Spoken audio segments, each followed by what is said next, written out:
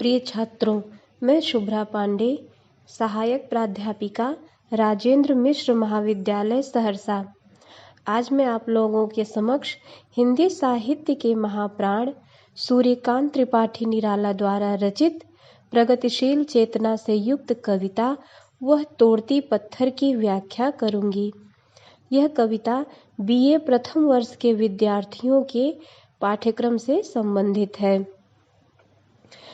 कविता की भूमिका के रूप में देखें तो हिंदी साहित्य में प्रगतिवाद का आरंभ 1936 से माना जाता है, किंतु महाप्राण निराला की यह कालजयी कविता वह तोड़ती पत्थर, जिसमें सर्वहारा वर्ग की एक पीड़िता का मर्मांतक चित्रण हुआ है, 1935 ईस्वी की रचना मानी जाती है।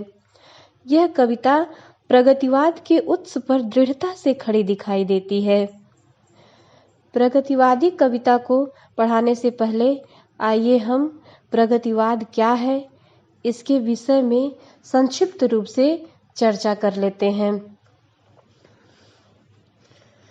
हिंदी काव्य में प्रगतिवाद का आरंभ 1936 में हुआ है। प्रगति शब्द का अर्थ है आगे बढ़ना, किंतु हिंदी में प्रगतिवादी शब्द का प्रयोग इस अर्थ में नहीं होता। जो विचारधारा राजनीति के क्षेत्र में साम्यवाद या मार्क्सवाद कहलाती है, वही साहित्यिक क्षेत्र में प्रगतिवाद के नाम से जानी जाती है। इस विचारधारा के अनुरूप लिखी गई कविता प्रयोगवादी कविता कहलाती है। इस विचारधारा में समाज दो वर्गों में बटा हुआ है, एक शोषक वर्ग है तो दूसरा शोषित वर्ग है। शोषक वर्ग के अंतर्गत वे पूंजीपति, मिल मालिक, उद्योगपति और जमींदार आते हैं जो गरीबों और मजदूरों का शोषण करते हैं, और वहीं शोषित वर्ग में गरीब, मजदूर, किसान और श्रमिक आते हैं जिनका शोषण लगातार किया जा रहा है।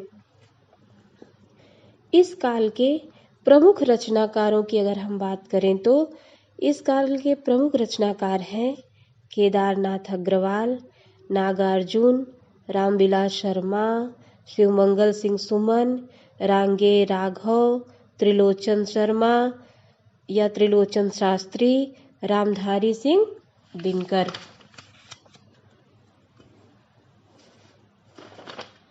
काव्यगत विशेषताओं की अगर हम बात करें प्रगतिवादी काव्य के अंतर्गत, तो इनकी रचनाओं में शोषितों की दीनता का चित्रण हुआ है। शोषक वर्ग के प्रति घृणा का भाव परिलक्षित होता है।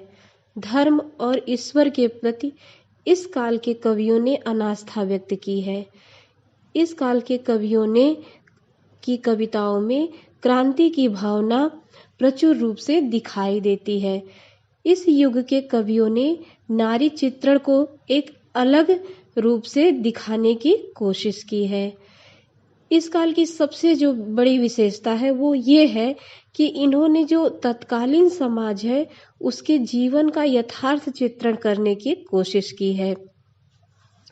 भावगत विशेषताएं तो श्रेष्ठ हैं ही इस काल में। इस काल में शैलीगत विविधता भी बहुत देखने को मिली है। जैसे तत्कालीन भाषा सरल है, उनकी शैली जो है वो अलंकारों से विहीन है, और इसकी जो सर्व प्रमुख विशेषता है ये है मुक्त छंद की। इस समय की बहुत सारी रचनाएं मुक्त छंद में लिखी गई हैं।